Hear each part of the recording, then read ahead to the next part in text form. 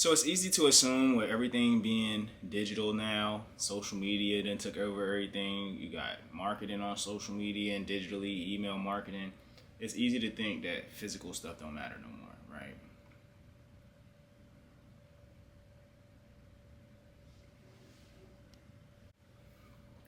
So in today's digital age, it's easy to assume that physical products, services, experiences don't matter anymore, especially with like social media and digital marketing taking over. It makes sometimes feel like physical is outdated. You know what I mean? Or you might be missing something, right? And the thing that you're missing is a physical experience. A perfect example of this is like, when's the last time someone spoke to you in public? Like, I'm pretty sure you can actually remember it because it doesn't really happen often anymore. People don't walk up to you and just start a conversation like, the sports, weather, Congress, Beyonce, nothing. People don't just walk up and have conversations anymore, and that's why it can lend to the belief that, what's going on in the real world don't matter no more. So let's start here, right? What are a few reasons that physical still matters, right? This is a part of a book that I wrote. I'm gonna leave the book in the descriptions. It's called The Creative Course, and it gives you 5 steps on, basically how to be a creative. And today we're just gonna focus on the first one, the first chapter, and that's called Physical Still Matters. So 3 ways that you can start maximizing your physical experience and show that the physical still matters is, number 1, being in person has a higher conversion rate. That's a fact. Like, I know a lot of times I've been pressured into doing stuff just because someone's asking me in person and they're asking me over and over. Like, persistence and being in person can easily take your conversions higher. Most people have a hard time saying no in person. Now, some might be like, TJ, that's a little extra. That's a little aggressive. Well, I'm just trying to give you a competitive advantage. And that's the second thing that I want to talk about. Number 2 is lower competition. Man, when I tell you people younger than me or people my age and sometimes even older, they don't have great social skills. And this isn't me trying to be shady or mean.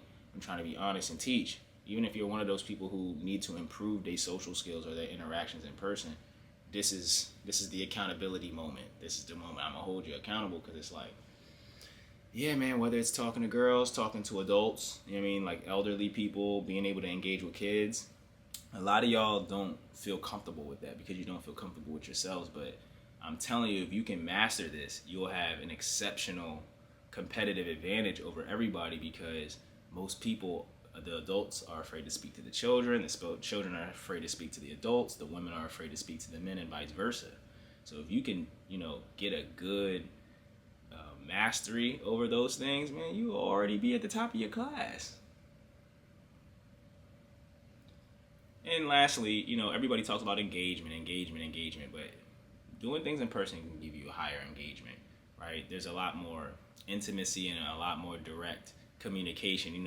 They always say this, and as a Gemini, I gotta mention it, that, body language is 70% of communication. So oftentimes you can understand a little bit more about why people are saying no or even yes when you are in person. So that's just 3 things real quick. If you just got to this channel, subscribe. If you're liking where this is going, like the video, because I'm going to continue to add more value. But those are just in the beginning. I wanted to knock out 3 things that you could walk away with.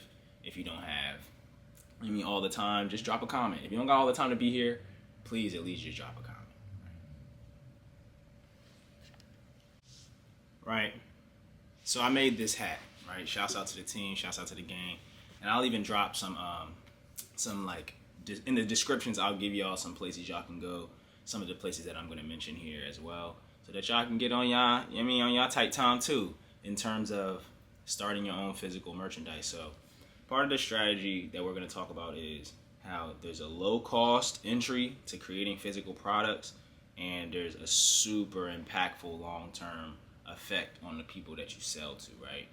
There's a lot of people who I see 5 years later and they still say, TJ, I still have that shirt, TJ, I still have that hoodie, right? And every time that they bring that into their wardrobe, into their routine, it reminds them of me. Now, you have to pay to do that. You have to do a lot more in order to do that on social media. I like YouTube. That's why we're here, because y'all can always search, save, and refer back to it. So shouts out to the digital platforms. Y'all know I'm a digital advocate, but I still know how important it is to have physical stuff. So part of the strategy is always just having a large impact, right, with low costs. So I'm gonna give y'all 3 of those. I'm gonna give you 3 strategies that y'all can work with. You know what I mean? So let's get to it. Now, first and foremost, whether you have a website or you want to sell them in person, it's important to have a point of sale. You might have heard that before, POS. If you ever worked at like a store or a retail store, they'll say, oh, the POS system. Well, that stands for point of sale. And what's important about having a point of sale is so that you can make money, period. So one of the first ways you can start making clothing, right, is you can contact someone who makes shirts, or you can go to the internet, and then they have businesses like that. Businesses like Printify, right? Printify, you can start printing shirts today, right?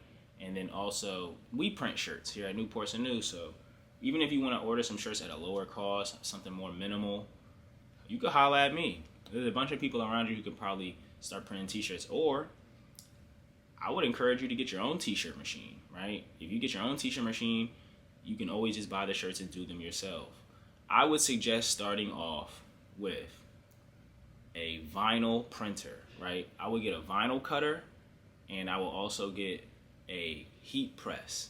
So I'm gonna leave both of those items in the comments, because I think it's important that like you start the most simple and then you level up, right? I've been on this journey for a long time, and I started with a different procedure that was much harder, right? And I'm not gonna get into all the details of different types of t-shirt printing. If you're interested in knowing that, then drop it in the comments. I'll let you know a little bit more about t-shirt printing. You dig? Because it's definitely a vibe. It's definitely a career choice that I've enjoyed a lot, to say the least, right? As y'all can see, we've always got the drip, even when it ain't in the store. You heard me. So shouts out to that, right? All right. So secondly, it's a revenue stream, like I mentioned very briefly a moment ago.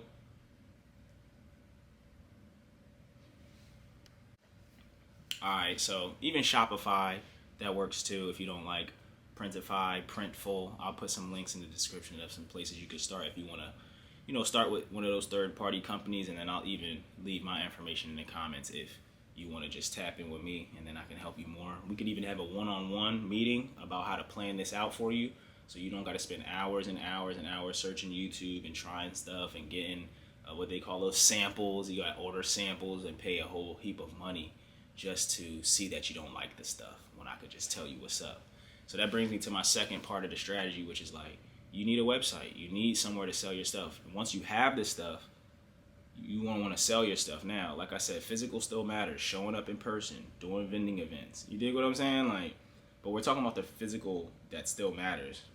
So they have a term called Phygital, right? Where you can still do physical things in the digital space, and you can still do digital things in the physical space. So in this part, in the strategy, yeah, you can make your shirts in person. Yeah, you can sell them in person. Yeah, you can go out in person, but you can still sell them online, and that's still physical mattering. Let me say that again. That's still physical mattering. You gotta make the physical matter in all mediums. So make a website, and I encourage you to start a website with Stand Store, because not only can you sell digital products, but you can also make it available where everything that you sell on your Stand Store can get forwarded and processed, or you could just start with a regular website. I started with Squarespace, and once again, like I said, if you want to get a one-on-one, and I teach you how to set up your Squarespace. You mean, Squarespace is a really dope website because it's simple, bro. I ain't gonna hold you. Like a lot of the other platforms I've ever used, I've used Wix, WordPress, and I've also used other like smaller companies. Squarespace does it the best. Now the obvious one here is you gotta wear your merch. Now I'm not always terrible. I'm not always the best at this one, but I am an advocate of it. A lot of times when I wear my merch, I'm going out to the store. I'm walking around the neighborhood. I'm going out with people. A lot of people always encourage me to wear them at events. I'm not really big. I like to look nice at the events. And then when we go out, and my merch looks amazing, but when I say nice, I mean like, collar shirts, stuff that give off the impression that, you know you're doing something professional. But don't get it twisted. I probably say 4 or 5 times a week I'm wearing my own clothes. At this point, my closet's full of my own clothes that I've made. I don't really find as much satisfaction with what's in the store because now I know how to make it. So I can always make it the way that I want to make it. And so I think this is like a two-parter, right? Being able to change your wardrobe and being able to pop out in public. That's part of how you put and incorporate this into your strategy, because when people start seeing that you consistently wear your own brand, it influences them, it inspires them, whether they want to now start working with you, working for you, or buying from you. So make sure you wear your merch, man. A lot of people just call me Newports, right? And I don't represent the cigarettes. I'm not into the cigarettes. I have a brand called Newports and News, right? So oftentimes people don't remember my name's TJ or that my name's Terrence. They be like, yo, it's Newports. Shouts out to Newports and News. Everybody knows Newports. So this will help people know your name. People will know your brand name before they know your real name. So that's why I encourage y'all, like, having this physical product is important because it'll get your name out there and it'll help you with brand awareness. What's super important about this in your brand is you got to choose the right merchandise though, right? Because having coffee mugs, but you're a safari business, or having pens and you're a construction business, or having t-shirts and, you know what I mean, you working in the farms, you got to make sure it makes sense. So that's part of selecting your product is super duper important. A lot of ways that we do this is doing market research, right? And I don't want to get too deeply into this either because it's a high level marketing skill in terms of just being able to figure out who you're selling to, why, how often do they buy, you know, things of that nature is super intentional. You need to really spend time to dive deep into that. So if y'all are interested in doing that for y'all personal brand, like I said in the description, there's a link for a meeting. But other than that, you know, really sit down and think about this part, because having the wrong product can send you back. It can really discourage you and it can really break your heart. You feel me? So I'm gonna actually shift the energy and the tone of this conversation into a little bit more serious topics. So let's keep going. So you ever heard of the brand Q-Tip? That's not what the product is called. That's what the brand is called. For over, I think for 25 years, I was calling those instruments that you put in your ear to clean your ear out, I was calling them Q-tips. When in reality, the brand is called Q-tips. Look it up. You probably think I'm lying. But on a serious note, it took me a while to understand what my product was. And it might take you a while as well, right? I started off working a t-shirt brand for a friend, helping him monetize his stuff.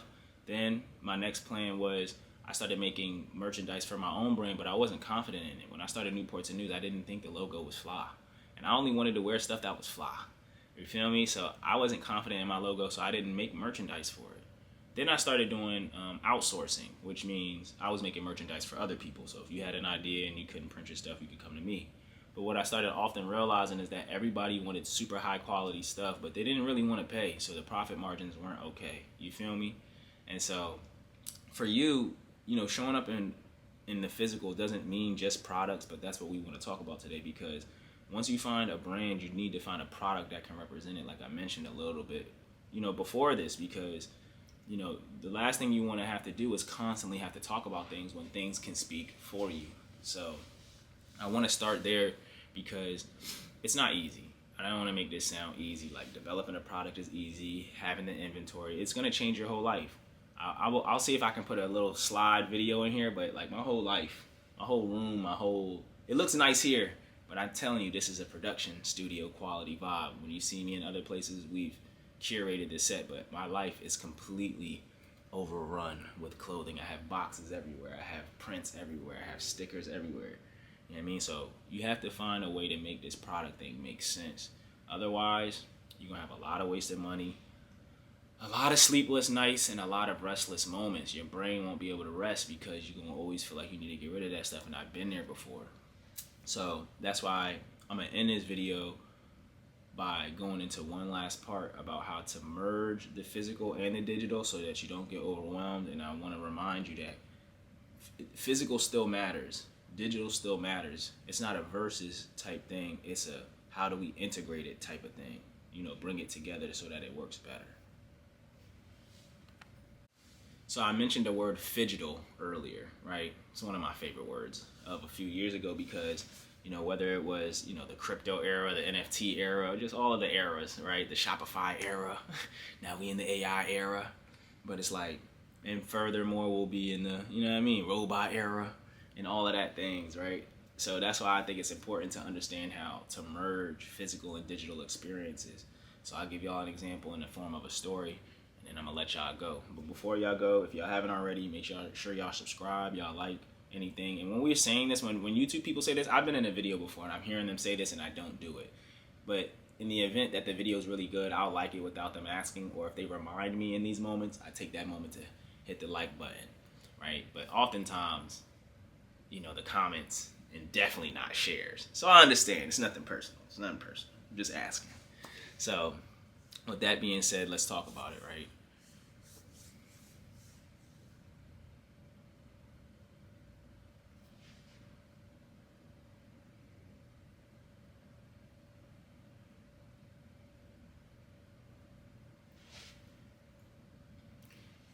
So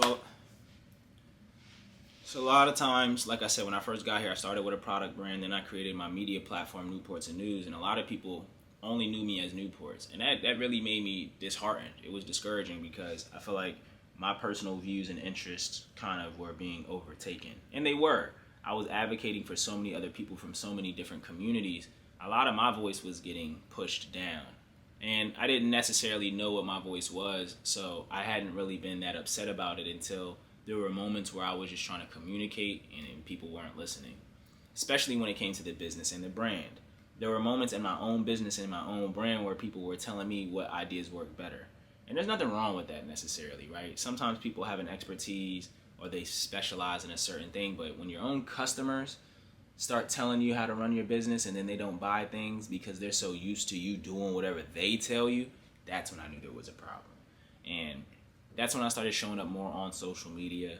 But then I started realizing that I was just, taking people off guard. They didn't understand that side of me. And so I feel like now I'm in a space where I've made peace, number one, with myself on this journey, but also like I've helped people understand what I'm accomplishing. With products like these, you feel me? And products like the Stand Store and me standing on it and producing and providing those experiences consistently, that's what my brand represents now. My brand is all about resilience, consistency, being intelligent, right? Being perseverant. People all know these things now. Even the people who might not always comment or let it be known, when they see me in public, their faces light up and it's always a good vibe. So that's why I want to tell y'all, like, the way y'all show up is super important. You can make as much content as you want, but if you don't live up to being that person in real life, it's going to hurt you more than it's going to hurt anyone else. Your brand's going to suffer, and it's going to put a bad taste in people's mouths. So I just want to let y'all know that physical still matters, and that's why we created the creative community, because we had a lot of in-person events all the time. That was our only thing we did. I didn't do virtual events. But then I started realizing how the virtual events and the digital platforms were complementing the physical experiences. So now we're making sure that we show up consistently online so that when you get to those dope events in person, that, there's more people who can come because more people know about it. That's the whole point, is that we want the most people to have the largest impact possible. So that's pretty much it. I just wanted to thank y'all. Check out the Stand Store below. There's digital tools. The book that I'm referring from, the creative course, is down there. Everything I'm telling you right now is in the creative course. You can read it at your own time. You can book a meeting with me. We could talk about your brand. We could talk about how to use the creative course. And there's also a do-it-yourself course there as well called the Create Method that goes deeper into everything that we've mentioned here, as well as the tools that I use and all of the strategies that I use as well. So bless up.